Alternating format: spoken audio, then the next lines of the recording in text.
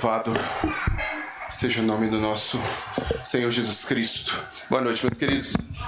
Aumenta um pouquinho, por favor, Herbert. Boa noite. Amém. Boa noite, Jorge. Jorge dá um boa noite efusivo, né? Irmãos,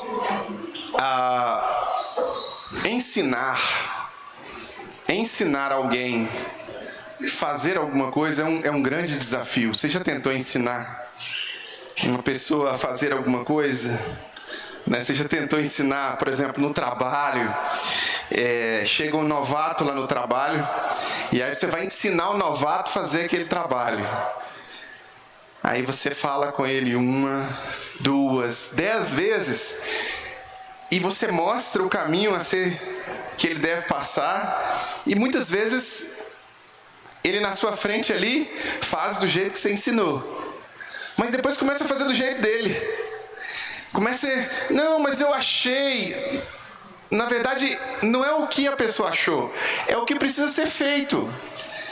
Da forma como precisa ser feito. E muitas vezes a pessoa, não, eu achei melhor fazer dessa forma. Ou eu acho melhor passar por aqui, por esse outro caminho. Né? Então é um grande desafio a gente conseguir repassar uma instrução, repassar valores, ensinar um caminho. É difícil. Ensinar um filho, por exemplo, né? Quem tem filhos aí sabe muito bem do que eu estou falando, como é que é desafiador você ensinar a menina e o menino trilharem o caminho correto. Quanto desafio é você, sabe, tentar mostrar o caminho correto. Então, o cristianismo, meus irmãos, é a mesma forma, é a mesma coisa, né? Há uma dificuldade de compreensão, e por ter uma dificuldade de compreensão, há também uma dificuldade de prática e de se praticar o que Jesus ensinou. Os próprios apóstolos andaram com Jesus por 3 anos e meio, mais ou menos, todos eles. E depois que Jesus morreu, eles se esqueceram dos ensinamentos do Mestre logo, rapidamente. Por pressões externas e por pressões internas do próprio coração, os ensinamentos foram esquecidos. Então há uma grande dificuldade, e nós, cristãos, ditos evangélicos, chamados de batistas brasileiros, temos essa mesma dificuldade. A mesma dificuldade, que é praticar o que nós aprendemos com Jesus. Porque o cristianismo não é uma teoria. O cristianismo não é um negócio assim. Olha, 2 mais 2 é igual a 4. Mas se você quiser, lá fora, você pode colocar que é igual a 5, ou que é igual a 10, ou pode ser o que você quiser, do seu jeito, da sua forma. Cristianismo não é assim. Cristianismo é 2 mais 2 é igual a 4 dentro da igreja, 2 mais 2 é igual a 4 fora da igreja também. Não muda. Não muda. Os ensinamentos de Jesus, eles não mudam. Então, há um desafio nosso de compreender o texto sagrado, né? Porque a gente tem a nossa forma de viver cristã baseada no texto bíblico. E aí nós temos um pouco esforço para a compreensão deste texto bíblico. Há um pouco empenho por parte dos evangélicos, especialmente os batistas. Nós falamos mais dentro do nosso contexto, né? O contexto neopentecostal é uma vergonha, né? É a exploração do sensorial o tempo inteiro, é o sensorial o tempo inteiro. E dentro dos batistas, dos presbiterianos, que prezam um pouco mais pela leitura, estudo e compreensão da palavra, cai-se a prática. As discussões teológicas, né, até que são fomentadas, né? Vamos discutir um monte de coisa, mas a prática do ensino que Jesus deixou é a coisa mais importante de todas, porque de nada vale, Marco, né? Todos os fundamentos que você aprendeu, por exemplo, nos seus 5 anos, lá 4 anos e meio, 5 anos de educação física, se aqueles princípios não são aplicáveis na prática. A Dani foi lá, estudou 4 anos ou 5, Dani, de fono? 4 anos de fono, aí tem lá todos os princípios teóricos aprendidos, são transferíveis para a prática. De nada valeria todo o estudo. A mesma coisa é de nada vale a escola bíblica dominical ou todo o esforço batista para tentar aprofundar no texto sagrado, como nós fazemos aqui, né? Quem participa da escola bíblica dominical sabe muito bem que o alimento oferecido na escola bíblica dominical é um alimento sólido. E de nada vale esse alimento sólido ser oferecido se ele não puder ser transferido para a prática do dia a dia. Se a sua relação com Deus e se a sua relação com o próximo não muda, baseado nos ensinos que você está aprendendo, talvez você esteja compreendendo, entendendo e não esteja praticando. Tiago vai nos dar um alerta sobre isso, lá no capítulo 1 de Tiago, né? Tiago, no capítulo 1,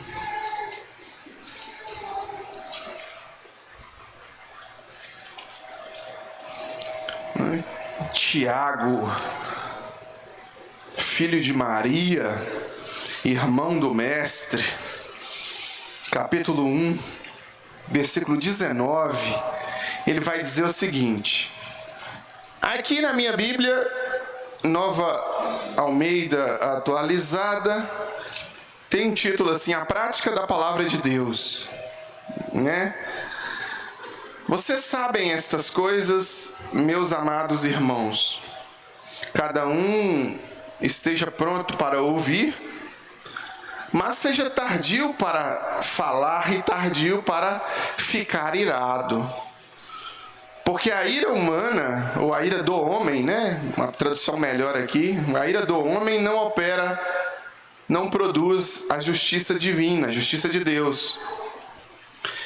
Portanto, deixando toda impureza e acúmulo de maldade, acolham com mansidão a palavra implantada em vocês, a qual é poderosa para salvá-los. Vamos fazer uma pausazinha aqui. Nesse ponto. O que Tiago está querendo chamar a atenção daqueles que são servos de Jesus?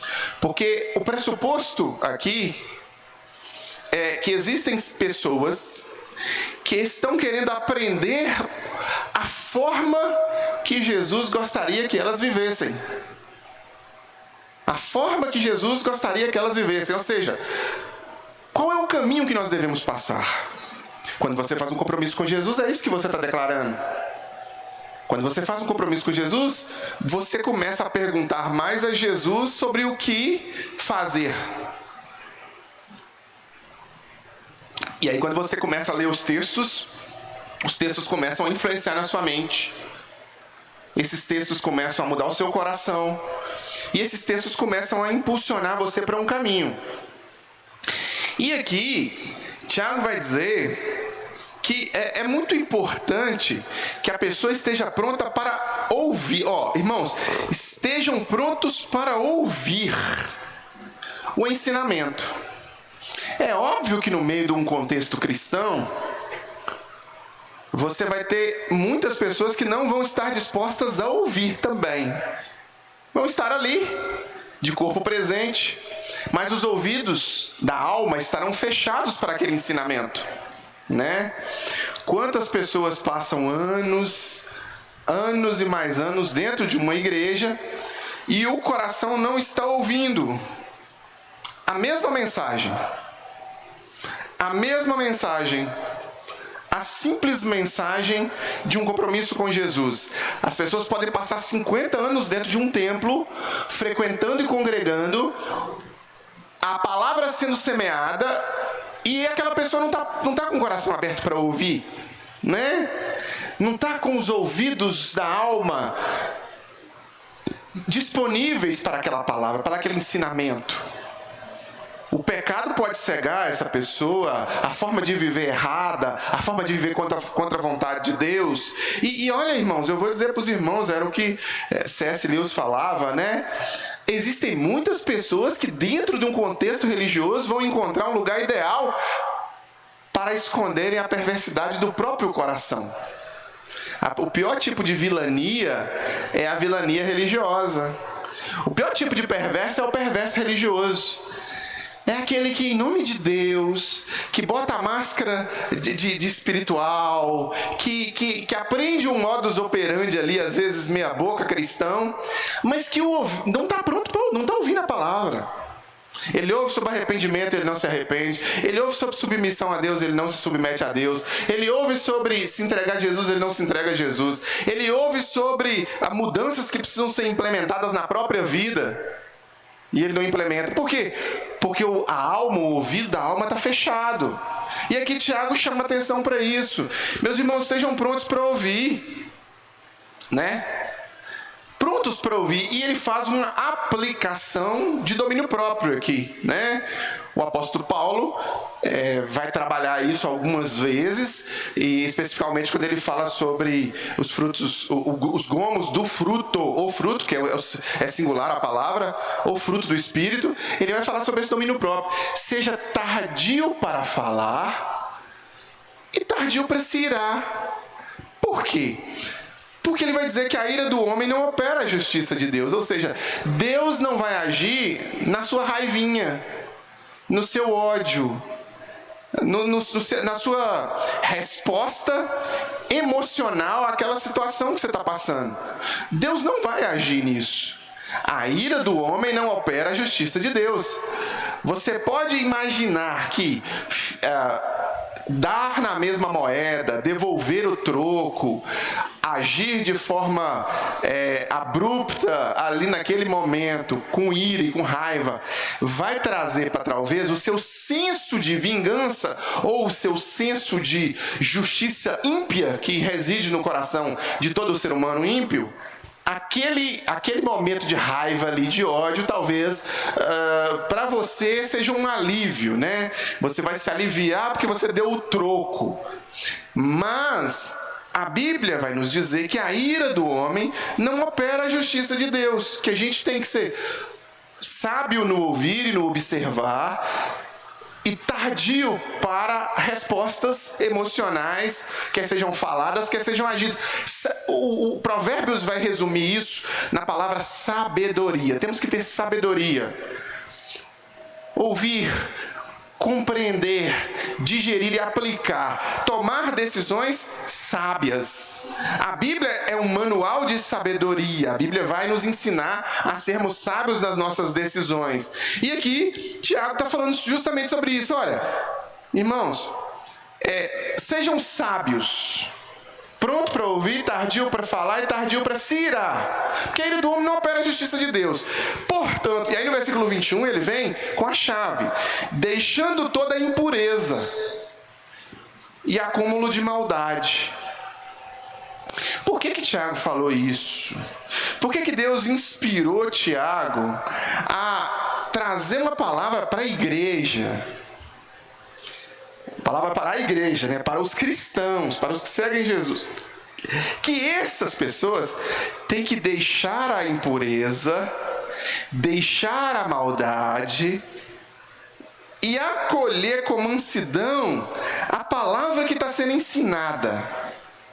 Olha, nós cristãos, quando nos deparamos com o ensino de Jesus, entendemos logo de cara que nós não somos nada. Não somos. Você pode aprender isso em estruturas religiosas não cristãs. E você pode aprender isso no meio do secularismo, do antropocentrismo, do humanismo, né? Até do próprio hedonismo. Você pode aprender isso também dentro de contextos religiosos chamados cristãos no nome, mas que não são cristãos de fato. Mas o cristianismo verdadeiro vai te ensinar que você não é nada. Você, de fato, é um poço de imundície. A palavra usada aqui é maldade e impureza, acúmulo de maldade e impureza. Nós não nascemos, não somos concebidos e não desenvolvemos naturalmente a bondade e a santidade vinda de Deus. Nós somos concebidos em pecado, nós desenvolvemos a desobediência natural. Eu sempre brinco, né? Basta você observar uma criança. Como que a criança desenvolve uma desobediência natural que os pais não ensinam. Não tem esse pai que ensina o filho a ser desobediente. Todo pai quer filhos obedientes. Mas você vê como que é difícil o pai, a mãe, ensinar o que é certo. Você quer a criança fazer alguma coisa errada, é só você mostrar que aquilo ali é errado. Pronto, tá lá a criança fazendo. Tá, por quê? Porque naturalmente nós consideramos que a premissa russoniana, ela é uma premissa completamente equivocada. O homem, ele não nasce bom. E ele vai ser transformado pelo meio. O homem já nasce em pecado e ele constrói esse meio pecaminoso. Essa estrutura cultural, ela é construída através de corações pecaminosos. E aí essa estrutura cultural, ela vai influenciar a pessoa a ser mais pecaminoso ainda. A ser mais impuro e ser mais poço de acúmulo de maldade. E aí somos confrontados com essa realidade. Essa é a realidade que a palavra de Deus vai trazer a cada um de nós. Ela não é uma realidade politicamente correta, ajustada. Não é. Não é. Ela não é uma realidade que vai estar em alinhamento com o que é ensinado lá fora e com o que é vivido lá fora. Lá fora, você será o centro das atenções mesmo. Porque você tem que comprar um produto. E para comprar aquele produto, você tem que ser adulado. O freguês, o cliente sempre tem razão, ainda que ele esteja errado. Ainda que o freguês esteja errado. Dentro de um contexto cristão não é assim. O cristianismo não vai ensinar que você tem razão. Pelo contrário, o cristianismo vai te ensinar que você é pecador e é carente da graça de Cristo. Vai te ensinar que os seus pensamentos são falhos e que você vai ser conduzido pela sua própria vontade ao declínio moral, ao declínio ético. E que se você não se converter às palavras de Jesus, você corre um sério risco de ficar insuflando as ideias erradas que são produzidas no seu coração e você vai acabar vivendo em função dessas ideias. Jesus disse para os seus discípulos que se eles quisessem ser seguidores dele, eles deveriam negar-se a si mesmos. Então, no cristianismo você não vai encontrar alguém que esteja disposto a aceitar a premissa de que nós somos bonzinhos e Deus nos deve alguma coisa. De que nós somos bonzinhos e que, por sermos bonzinhos, temos que receber de Deus os presentinhos no final do ano, no Natal. Não é essa a premissa infantil que um cristão segue. Um cristão segue a premissa de que tudo o que temos é graça divina. E somos devedores desta graça, porque somos isso aqui, impuros, acúmulo de maldade, que precisa de Cristo, para que esse acúmulo de maldade seja esvaziado, e aí a gente, deixando essa impureza e esse acúmulo de maldade, acolha com mansidão a palavra implantada, a qual é poderosa para nos salvar. Nós cristãos precisamos de salvação. Nós cristãos não aprendemos que já somos todos filhos de Deus e que Deus vai se importar, não vai se importar com a forma como nós vivemos, né? Eu me recordo agora de uma irmã nossa do meio do contexto religioso evangélico, que estava recentemente num contexto de carnaval, trabalhando lá, e essa irmã confrontou uma outra cantora dizendo a respeito do Apocalipse, meio doida, meio estabanada, né? Sem muita noção, e talvez, né, meia maluca da cabeça. Foi falar de Apocalipse, de arrebatamento no meio de um momento de promiscuidade generalizada, no meio de... Claro, tá certo, deve alertar o ímpio, né? Quando isso faz muito sentido para ele. Mas eu não posso rolar na lama, no chiqueiro, me vestir como um porco, estar no meio dos porcos e aí tentar falar para os porcos, olha, vocês estão sujos. Não tem como. Eu tenho que estar pelo menos fora do chiqueiro, né? Para eu fazer isso, né? E todo mundo sabe que o carnaval, aquele momento ali, aquelas músicas, né? A estrutura, eu aconselho você a assistir um documentário muito bom chamado Axé, que tem na Netflix. Assista esse documentário, conta a história do carnaval, trazendo contextos e fatos históricos do carnaval baiano, né? Como é minha ascendência, como é minha infância, né? Eu conheço, né? Quando eles estão cantando, eu consigo identificar elementos culturais religiosos nas músicas, né? Quando fala, né? Quando fala Iaiá, por exemplo, a maioria não sabe o que é Iemanjá, as estruturas das músicas, né? Uma vez a nossa família estava num hotel, era 2 de fevereiro, né? Na Bahia. Né? E todos nós dessa região sabemos que 2 de fevereiro é dia de quem? É dia de Iemanjá. E aí tava tendo uma festa. E aí eles fizeram uma festa no saguão do hotel, assim, tudo muito chique, muito bacana, tal. E aí tá lá distribuindo as comidas gratuitamente. Não era all inclusive, não. Era um hotel bacana, mas não era all inclusive. E aí a Arquinha tá lá, no dia a Arquinha tava lá, ó, deitando o cabelo nas comidas e comendo. E eu tô olhando. Ela tá que come e tal, e não sei o quê. Eu falei, você sabe que dia é hoje? Não, porque hoje é 2 de fevereiro. Você sabe que todos esses batuques, tudo o que tá acontecendo aqui é um culto? É um culto.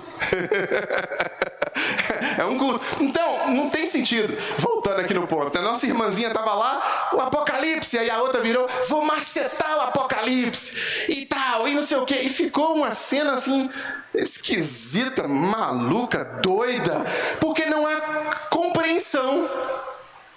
Não tem compreensão.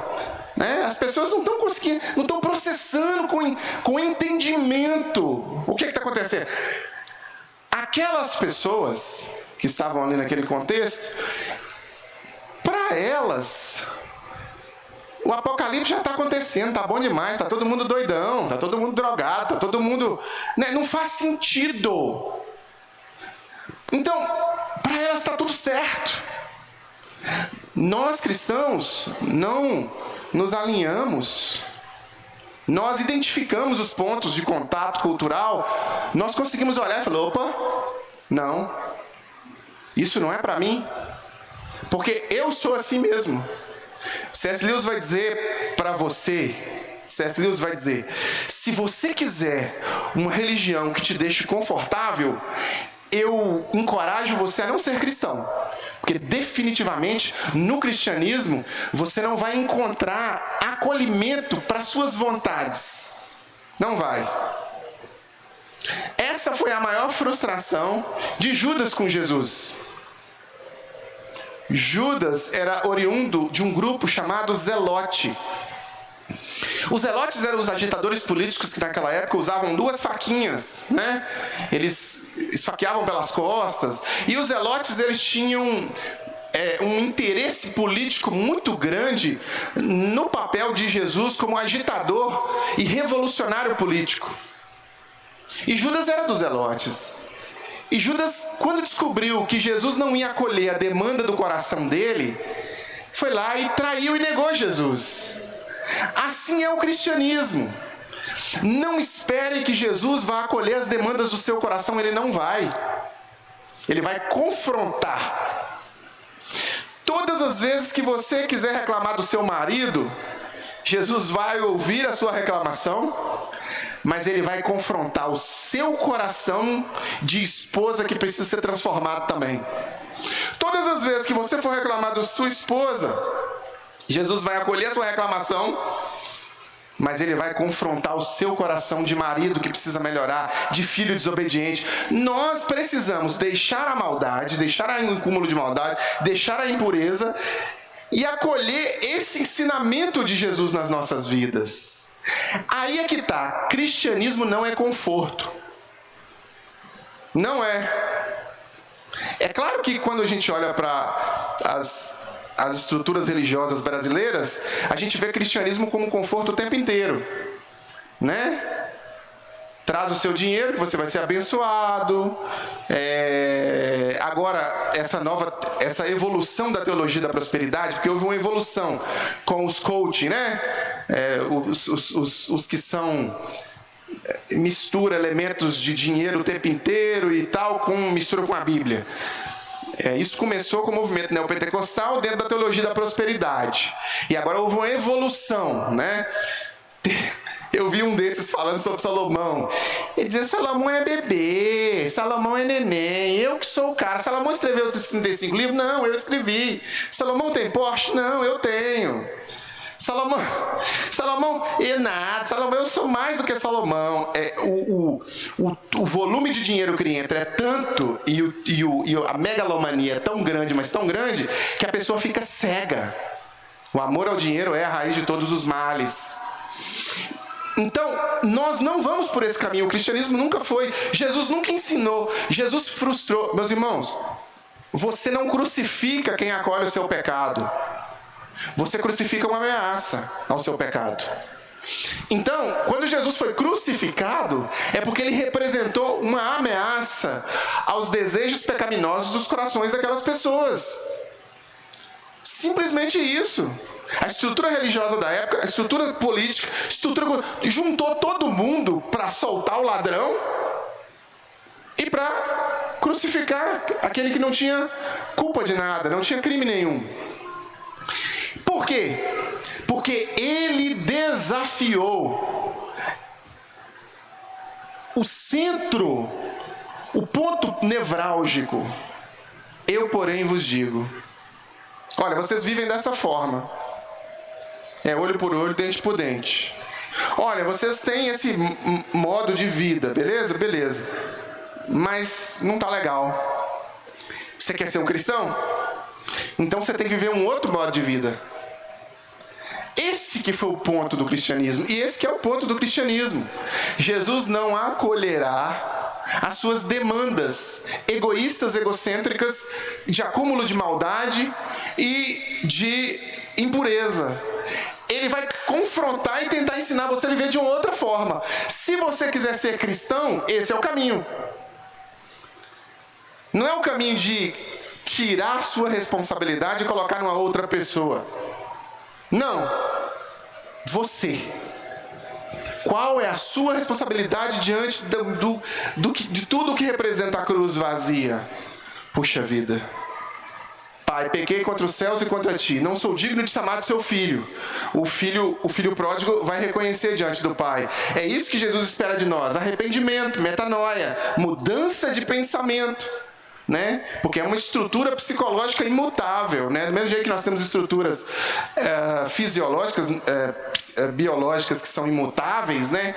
Ninguém nunca vai mudar a ordem cromossômica, não vai mudar, é XY, pronto. A mesma coisa é a estrutura de funcionamento neuropsíquico. Não vai se mudar isso, o pecado já quebrou, nós vamos morrer, vamos adoecer, vamos ter maus comportamentos, porque ninguém nunca vai mudar isso, né? Essa forma de às vezes avaliar a vida de forma errada, a não ser que eu tome uma decisão por Jesus e comece a negar o meu eu e seguir os ensinamentos de Jesus. Aqui é que Tiago está pegando o X da questão. Vocês vão deixar a maldade, vocês vão deixar a forma como vocês aprenderam com os pais de vocês. E aí muita gente não entende quando Jesus fala assim, ó: eu não vim trazer paz entre mãe e filho. Eu vim trazer a espada. Porque você vai querer fazer do meu jeito. O seu pai, ou o seu filho, vai querer fazer do jeito dele. Então, vai ter divisão mesmo. Vai ter concepções distintas de mundo. Uma cosmovisão que toma uma decisão para cá, outra cosmovisão que toma uma decisão para cá. Né? Uma cosmovisão que vai dizer assim, não tem nada a ver isso, né? Não tem problema nenhum isso. E aí nós cristãos vamos dizer, tem problema sim. E Jesus ensinou de outra forma. Ah, mas todo mundo, você está radical. Eu estou erradicado mesmo, na palavra. Enraizado, edificado em Jesus. O cristianismo vai divergir. O cristianismo vai olhar por outra perspectiva. Então aí, irmão e irmã querida que professa o cristianismo, né? Se você não professa o cristianismo, se você vive diferente, Jesus respeita a sua forma de viver. Mas você não é um cristão. Você pode viver num contexto cristão, mas você não é um cristão se você não vive nas pegadas de Cristo. Não estou dizendo que você tem que viver em perfeição, em que todas as suas escolhas, a sua vida é uma vida perfeita. Não. Definitivamente o cristianismo é para pecadores, não para perfeitinhos, né? A igreja, nós temos até um livro que a gente adotava muito aqui no início, o livro chama É Proibida a Entrada de Pessoas Perfeitas. A igreja é o lugar de pessoas imperfeitas, mas essas pessoas reconhecem a sua imperfeição, não a justificam. Não dizem assim, a mulher que tu me deste, a cobra que o Senhor criou. Não. Essas pessoas dizem, Senhor, pequei, falhei, errei, preciso melhorar, preciso deixar, e aqui vai, deixar a impureza e o acúmulo de maldade e acolher com mansidão a palavra que Jesus implanta em nós. É assim. Aí esta palavra implantada, ela precisa ser praticada. O Tiago, vai dizer, sejam praticantes.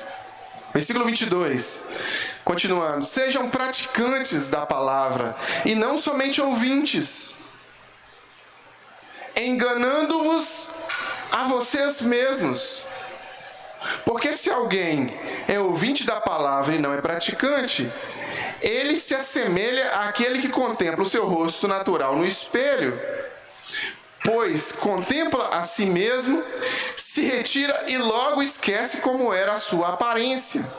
Mas aquele que atenta bem para a lei perfeita, a lei da liberdade, e nela persevera, não sendo ouvinte que logo se esquece, mas operoso praticante, esse será bem-aventurado no que realizar.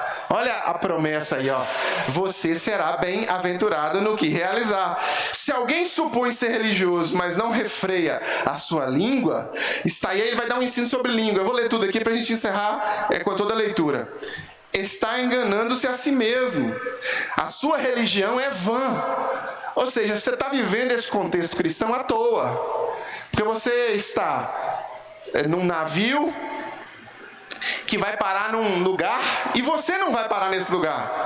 Você vai ficar antes, né? Sabe quando a gente vai para um lugar e aí tem as paradas, né? Não vamos pegar um navio, não, vamos pegar um trem. Você pega o trem aqui e está indo para Vitória. Só que esse trem tem várias paradas. Nós podemos pegá-lo em Belo Horizonte, mas podemos parar em Ipatinga. É isso que vai acontecer com você. Você vai ficar numa estação chamada Inferno, que é uma estação que recebe as pessoas que viveram dentro da igreja como ouvintes e não praticantes. Assim como todas as demais pessoas que não estão nem aí para Deus. Todas elas vão parar nessa estação, ficar ali e vai deixar o trem dar sequência para chegar na Nova Jerusalém de Cristo, que é a estação final. Que é onde aqueles que são praticantes, é onde aqueles que são perfeitos vão. Não, eles não são perfeitos, mas eles são praticantes. Eles não estão ali ouvindo e não praticando, né? A sua religião, ela é vã, ela é à toa. Jesus vai dizer, no ensinamento lá, ele diz assim, que essas pessoas vão chegar e vão dizer assim: Senhor, quantas vezes, Senhor, eu fiz isso, expulsamos demônios, fizemos tal coisas. E aí eles vão ouvir: apartai-vos de mim, maldito, para o lago que arde com fogo e enxofre, porque eu nunca vos conheci. Esta é a estação de parada dessas pessoas. Essa é a sua estação de parada se você não fizer um compromisso com Jesus e parar de só ser ouvinte da palavra e começar a ser praticante da palavra. Quer dizer que você vai ser uma pessoa perfeita? Não, não vai. Mas você vai ser aperfeiçoado em Cristo à medida que você vai reconhecendo os seus erros, as suas falhas e se submetendo ao ensinamento de Jesus. E aí o Tiago vai continuar: a religião pura, sem mácula, para com o nosso Deus e Pai é esta: visitar os órfãos e as viúvas nas suas aflições e guardar-se incontaminado do mundo, né? Tentar evitar com que essa maldade, essa impureza macule e envenenem a sua mente e a sua prática. Pois bem, diante desse texto que Tiago nos deixa, a gente eu e você somos desafiados. Por que nós somos desafiados? Porque é insuficiente, é vã a nossa religião se ela compreende apenas ouvir. Apenas estar ouvindo a palavra. Apenas estar ouvindo sobre o que Jesus nos ensina sobre a boa prática de uma família cristã. Uma boa prática de um namoro cristão. Uma boa prática de escolhas cristãs. Ouvir sobre essas coisas é legal. É bom, mas não vai adiantar absolutamente nada, vai ser tudo vão se você não for praticante do que você está aprendendo com Jesus. E aí é o desafio. O desafio é que nós possamos olhar para os ensinos que Jesus nos deixa e aplicarmos eles em nossas vidas, sem que a firula gospel, a firula evangélica, essa estrutura de religião que muitas vezes gera em nós um ufanismo, né? Uma noção de que nós estamos fazendo alguma coisa. Nós não estamos fazendo nada, né? O fato de nós irmos à igreja é mais do que nossa obrigação. O fato de nós sermos dizimistas e ofertantes é mais do que nossa obrigação. O fato de nós lermos a Bíblia todo dia é mais do que nossa obrigação. Não estamos fazendo nada demais. Deus não vai nos dever nada por isso. Nós estamos fazendo mais do que nossa obrigação. A estrutura religiosa, ela é muito poderosa para proteger-nos de muitos males. Criar os filhos dentro da igreja é o melhor lugar para se criar os filhos. É nossa obrigação. Nós não estamos fazendo um favor para Deus quando nós saímos das nossas casas e vamos até o templo adorar. Não. Nós estamos indo demonstrar a Deus o quanto que Ele é importante para nós e o quanto que nós queremos adorá-lo coletivamente. Tudo isso, irmãos, é nossa obrigação. Agora, se você, ao sair do contexto religioso, ao viver a sua vida fora daquela porta, você começa a praticar tudo o contrário, exatamente o contrário daquilo que Jesus está ensinando para você, eu vou dizer para você o que Tiago diz: a sua religião é vã. É vã. É debalde, né? À toa. Você está criando estruturas religiosas que está te auto-enganando. Você está olhando no espelho e aí você está esquecendo do seu reflexo. O que Jesus quer que você faça é que, para além de você ser um ouvinte, você seja também um praticante. Então não é preciso que você se engane, né? Eu costumo dizer para as pessoas, né? Eu não sou pai de ninguém, eu não sou controlador da vida de ninguém. Cada um vive sua vida do jeito que quiser. Eu sou pastor da igreja, prego a palavra, a pessoa me procura, o Marco vai me procurar ali: ó, pastor, estou com tal dificuldade. É ovelha, a ovelha se comporta assim. Aí eu vou chamar o Marco para perto, vou ajudar, vou tentar, né, dentro da palavra de Deus, uns aos outros, ele ministra na minha vida. Agora, se o Marco quiser viver a vida dele sem o conselho pastoral, aí o problema é do Marco. Não estou aqui para controlar a vida de ninguém. Não vou onde eu não sou chamado. Eu sou assim. Eu vivo aquilo que Jesus quer que eu viva. E Jesus não me chamou para ser Espírito Santo da vida de ninguém. Ninguém, não sou Espírito Santo de ninguém. E nem você, porque para você ser o Espírito Santo, você tem que ser um com Cristo. E para você ser um com Cristo, você tem que ir para a cruz com Ele, né? E eu não levei sobre mim as iniquidades de ninguém, né? E nem vou levar. Então, como pastor, eu pastorei o rebanho de Cristo. E vou continuar pastoreando. E você como cristão, eu como cristão, vou ser aquele praticante. Ah, não, pastor, não estou praticando. Então passe a praticar. Comece a praticar. Irmãos, igreja não é um grupo de pessoas que criam regrinhas para viver em função dessas regrinhas. Igreja é um grupo de pecadores que olham para Jesus, se sentem perdoados, se sentem transformados, perdoados, transformados, santificados, justificados, redimidos no sangue dele. Olha, nós somos mergulhados no sangue de Jesus e nós temos uma oportunidade de aprender e praticar aquilo que aprendemos com Ele. E nesta prática a nossa vida vai sendo mudada, os nossos valores vão sendo mudados. Eu começo a olhar para as pessoas de uma outra forma. Eu começo a ter outras respostas emocionais. A minha estrutura emocional começa a mudar. Né? Eu me lembro, eu já disse isso para os irmãos, quando eu compreendi que eu precisava dar uma resposta emocional diferente para as pessoas que me magoaram. Porque até então, para mim, bateu, levou. Olho por olho, dente por dente. Agora o cristianismo está me ensinando uma coisa diferente. Não é bem assim. É preciso ter perdão. É preciso demonstrar o perdão na prática. É preciso perdoar. Atenção, parêntese. Perdoar não quer dizer ser idiota. Tá? Cristo nunca ensinou isso para ninguém. Então, quando uma cobra te pica, ela tem que picar uma vez só. Entendido? Quando uma cobra te pica, a primeira picada, talvez nem seja culpa sua, porque você colocou o pé ali, a cobra foi lá e te picou. Você não ia esperar que a cobra fosse, sabe? Você imaginou que era ovelha, e não era cobra. Mas você não tem obrigação de ficar com o pé ali. Você tem que perdoar, não deixar que o veneno faça efeito na sua vida, mas você pode se proteger para que essa cobra não te pique de novo. Esse cristianismo que foi ensinado aí de que você tem que ficar pondo a perna na boca da cobra o tempo todo, Jesus nunca ensinou isso. Né? A gente tem que amar os nossos inimigos, mas isso não quer dizer que você tem que colocar a vida dele mais importante do que a sua, ou os valores dele mais importantes do que o seu. Não. Você vai me picar só uma vez. Você vai ter todo o meu amor, você vai ter toda a minha disposição, e eu vou até as portas do inferno com você. Mas se você me picar, vai ser uma vez só. Eu vou te perdoar, eu vou te amar, mas eu não vou te dar oportunidade para me picar de novo. Assim é o cristianismo. Por quê? Porque eu tenho família, porque eu tenho que zelar pela minha família, porque eu tenho que proteger a minha família. É assim, a gente não pode ser ingênuo a ponto de achar que, igual um cara escreveu uma vez no meu Facebook, né? Se entrar uma pessoa dentro da minha casa e estuprar minha esposa, eu vou deixar, porque eu não vou fazer nada contra ele. Eu falei, meu irmão, você não está entendendo o evangelho. Você não entendeu o que é sacerdote do lar.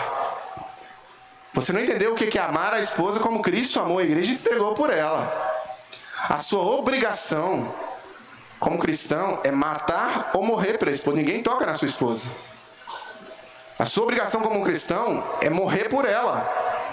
E se você não conseguir morrer por ela, que você mate o meliante primeiro, né? De preferência, né? Mata o meliante primeiro e morre depois. Aí tudo bem. Mas é sua obrigação cristã proteger a sua mulher.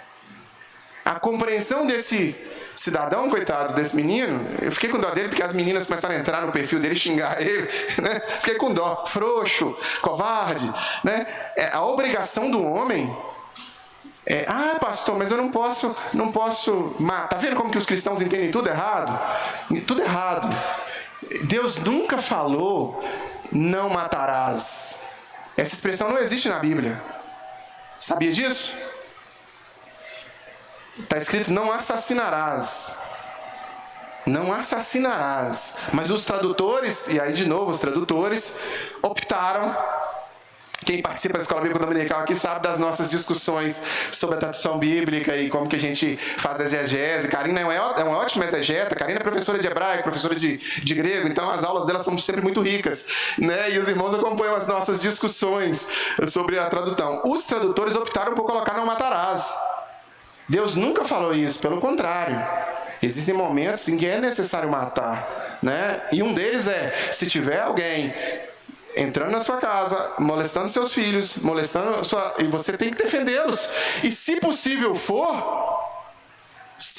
for proteger, né, sem matar, ótimo. Eu duvido que alguém esteja estuprando sua esposa que você não vai matar. Eu duvido.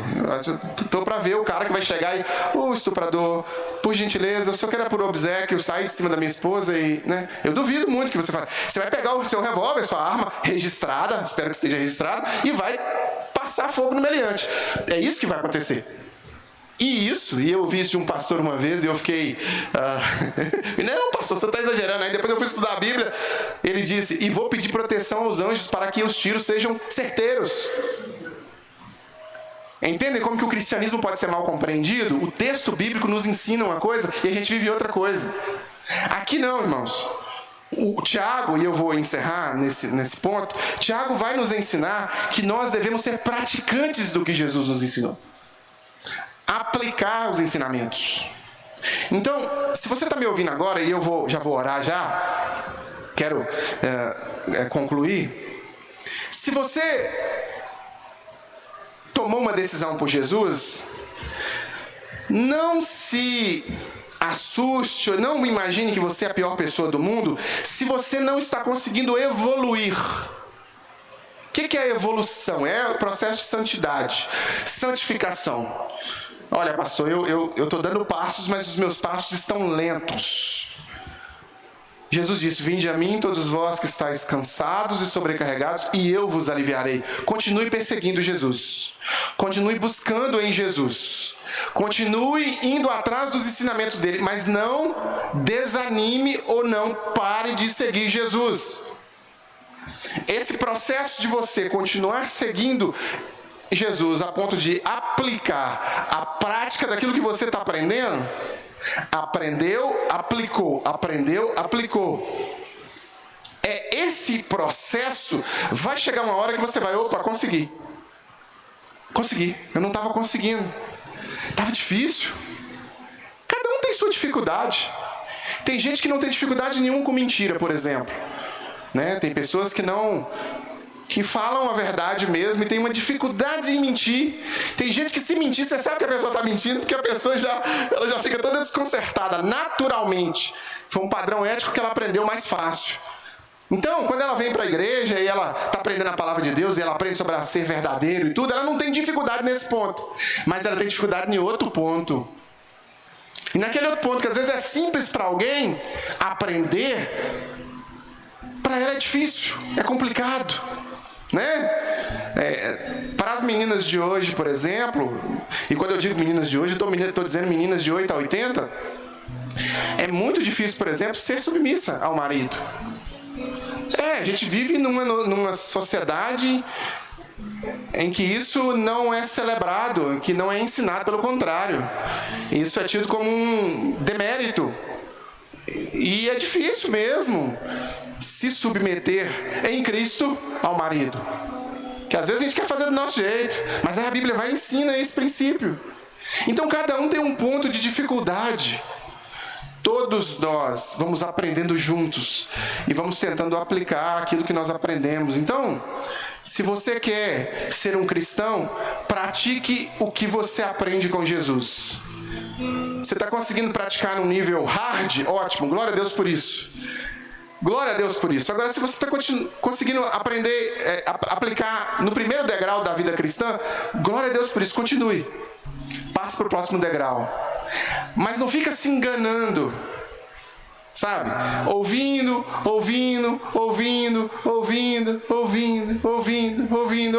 e não pratica.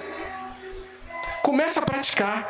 Dê os primeiros passos, dê os segundos, terceiros, quartos, décimos, milésimos passos, mas aplique os ensinamentos de Jesus na sua vida. Se arrependa. Confesse os seus pecados. Ore a Jesus. Converta o seu coração à vontade dele. Buscar-me-eis e me achareis quando me buscareis de todo o vosso coração. Busque a Deus. Aquele que busca, encontra. Então continue. E não se deixe vencer pelo mal que há dentro do seu próprio coração. Antes disso, vença o mal com o bem que você aprende de Cristo Jesus. Curvemos as nossas cabeças e oremos ao Senhor agora. Pai, em nome de Jesus, agradecemos ao Senhor porque podemos desfrutar dos teus ensinamentos e aplicar esses ensinamentos nas nossas vidas.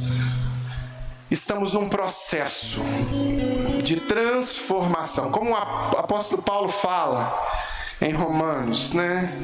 Um processo de transformai-vos, metamorfoseai-vos. Uma metamorfose ali mais no sentido estrito da tradução da palavra. Nós passamos por um processo de metamorfose com o Senhor. Então nos ajuda, Deus, a nos esvaziar da maldade e receber com o coração e os ouvidos da alma atentos e abertos a boa palavra que em nós foi implantada pelo Senhor e pelos teus servos que vieram antes de nós. A boa palavra que é implantada em nós, que tem o objetivo de nos mudar mesmo, de nos transformar, de nos tornarmos como pais melhores, maridos melhores, esposas melhores, filhos melhores, cidadãos melhores, que os nossos valores sejam alterados pela tua palavra, que a nossa inclinação do coração seja guiada, balizada, direcionada pelo teu Espírito Santo, pela tua palavra, pela tua vontade, porque sabemos, Deus, que o bem que nós queremos fazer, a gente tem dificuldade de fazer, e o mal, a gente, como o apóstolo Paulo diz, faz instintivamente. Então nos ajude a ser cristãos melhores, nos ajude a sermos seguidores reais, práticos da tua palavra, e não somente ouvintes, mas também praticantes da tua palavra. É no nome de Jesus, Deus, que te pedimos e nos comprometemos com isso. Amém e amém. Irmãos, nós vamos cantar agora uma música e passar para o momento de pedido de oração. Você que está aí na sua casa agora, não pôde vir ao templo, encorajo você a estar no templo, tá? Alegrei-me quando me disseram, vamos à casa do Senhor, venha para a igreja. Próxima semana nós teremos a ceia do Senhor às 9 da manhã na Escola Bíblica Dominical. Então teremos 8h30 aqui, 8h30 um café, onde a gente faz um momento de confraternização. 9 horas a gente começa o estudo bíblico da Escola Bíblica Dominical. Encerramos a Escola Bíblica Dominical às 10 e às 10 nós começamos imediatamente o culto de ceia do Senhor. Então você está convidado, não fique em casa. Você também pode mandar o seu pedido de oração pelo e-mail contato@igrejadocoração.com. E você que está aqui, enquanto nós cantamos, você pode trazer o seu pedido aqui à frente. Vou me despedir de você que nos acompanha pelo vídeo agora. Que o amor de Deus o Pai, comunhão e consolação do Santo Espírito e graça de Jesus seja sobre você e sobre sua família. E para nós que ficamos, você tem a liberdade agora de sair do seu lugar e